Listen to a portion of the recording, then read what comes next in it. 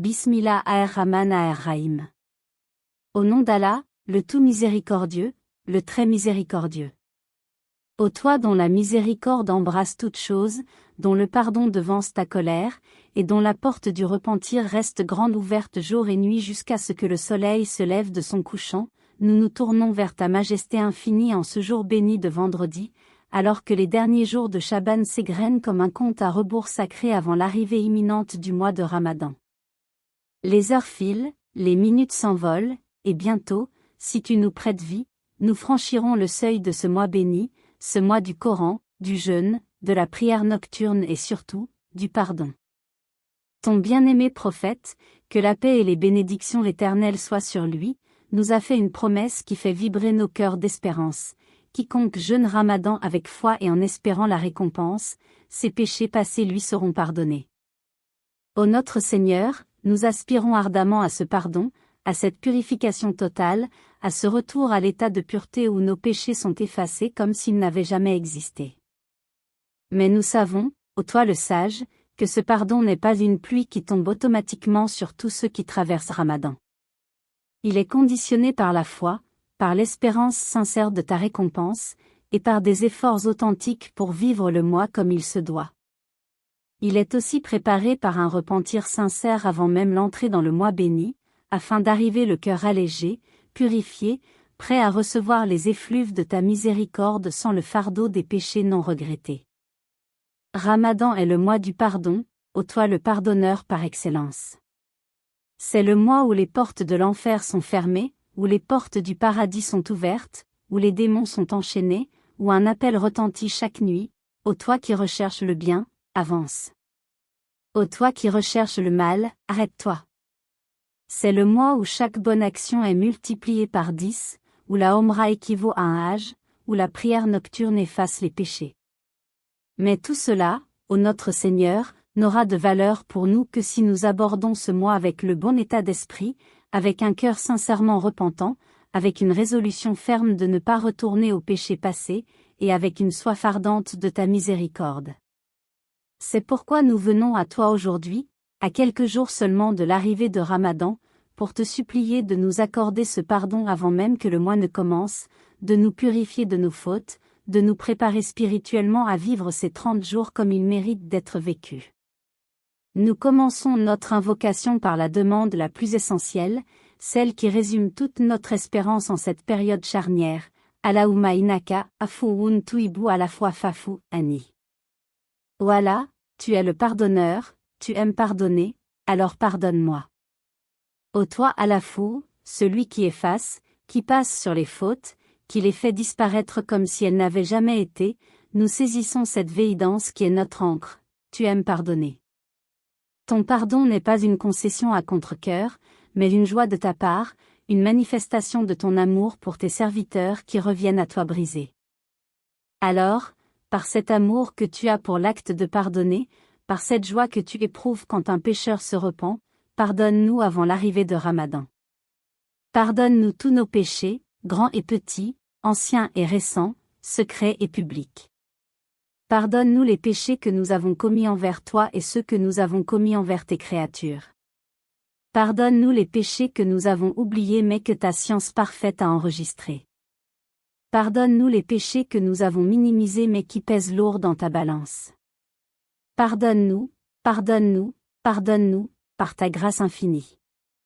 Et nous accompagnons cette demande d'un istighfar abondant, répété, sincère, qui exprime notre regret et notre détermination à changer, Astaghfirullah wa atubu ilayh. Je demande pardon à Allah et je me repens à lui. Nous répétons cette parole simple mais profonde, non pas machinalement, mais avec la conscience que nous nous adressons au Très-Haut, que nous reconnaissons nos fautes, que nous les regrettons du fond du cœur, et que nous prenons l'engagement, avec son aide, de ne pas y retourner. Chaque Astaghfirullah est comme une pioche qui creuse le sol de nos péchés, chaque wa atubu ilayh est comme une graine de repentir que nous plantons dans le sol de notre cœur, en espérant qu'elle germera en une vie nouvelle.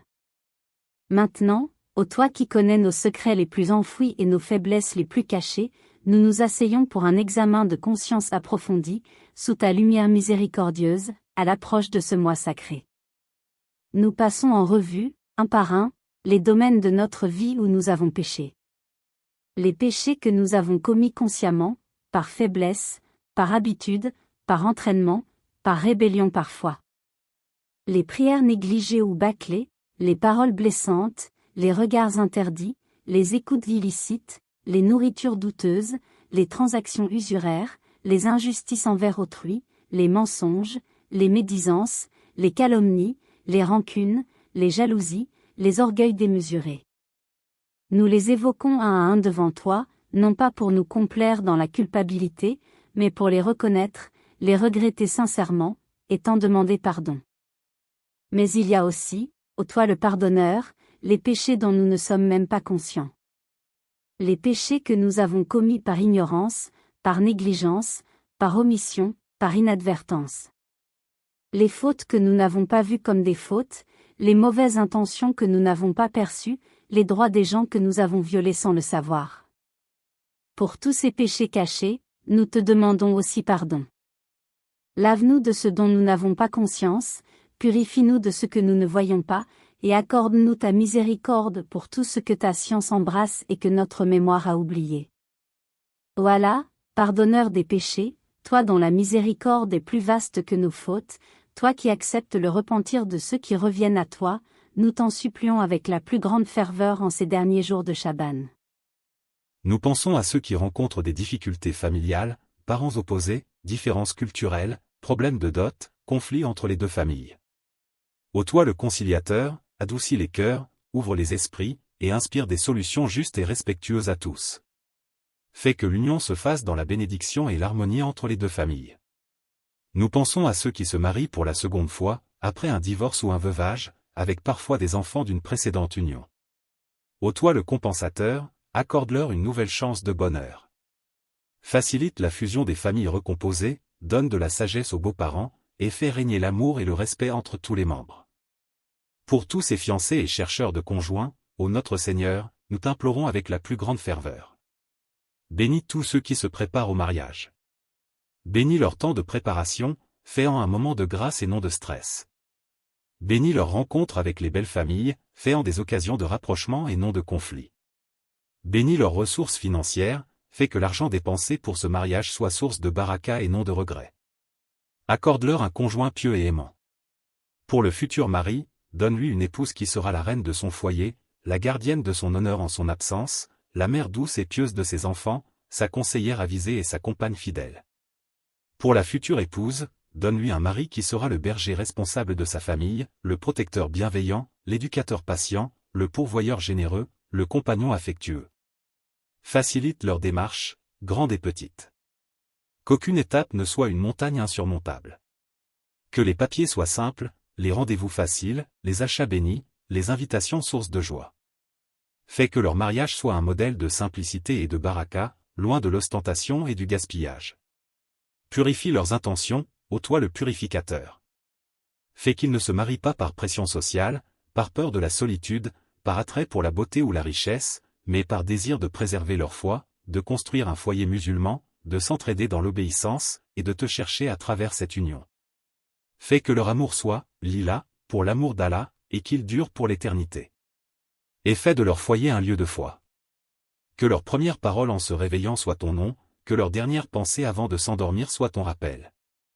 Que leur maison soit une mosquée où le Coran est récité, où la prière est accomplie en commun, où l'invocation est familière, où les enfants grandissent dans l'amour de l'islam. Fais de leur union une source de bien pour eux, pour leur entourage, pour la Oumma. Fais qu'ils soient des piliers de leur communauté, des exemples de piété conjugale, des éducateurs réussis. Et fais de leur descendance une fierté pour l'islam, des savants, des pieux, des martyrs peut-être, qui porteront l'étendard de la foi. Nous te confions tous ceux qui se préparent au mariage, ô toi le meilleur des compagnons. Sois avec eux à chaque étape, guide leurs pas, bénis leur union, et fais de leur vie conjugale un chemin vers toi. Gloire à toi, ô Allah, et à toi les louanges. Nous témoignons qu'il n'y a point de divinité digne d'adoration excepté toi. Nous te demandons pardon et nous nous repentons à toi. Que la paix et les bénédictions d'Allah soient sur notre maître Muhammad, le mari fidèle et affectueux, l'époux modèle, le père aimant, sur sa famille et tous ses compagnons. Et que la paix, la miséricorde et les bénédictions d'Allah soient sur tous ceux qui s'unissent par ton ordre, aujourd'hui et jusqu'au jour où ils seront réunis, par ta grâce, dans les jardins éternels du paradis.